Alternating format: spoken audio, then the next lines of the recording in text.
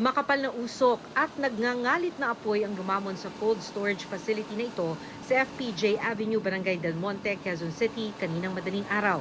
Kwento ng security guard ng katabing business establishment, pasado 2:00 ng madaling araw nang mapansin niya ang makapal na usok. Mabilis lang ang pangyayari at inakyat na agad sa first alarm ang sunog. Isinara rin ang bahagi ng FPJ Avenue para libreng makagalaw ang mga fire truck. Kinabahan daw ang gwardya ng katabing business establishment dahil pader lang ang pagitan ng cold storage facility sa isang gas station.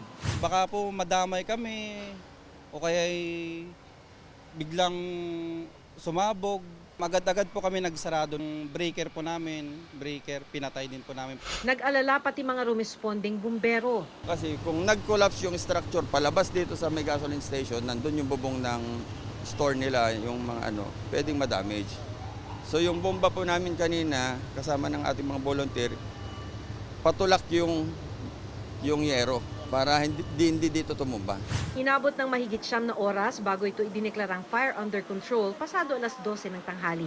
Gumamit ng mataas na hagdan para mas maabot ng binubugang tubig ang pinagmumula ng sunog.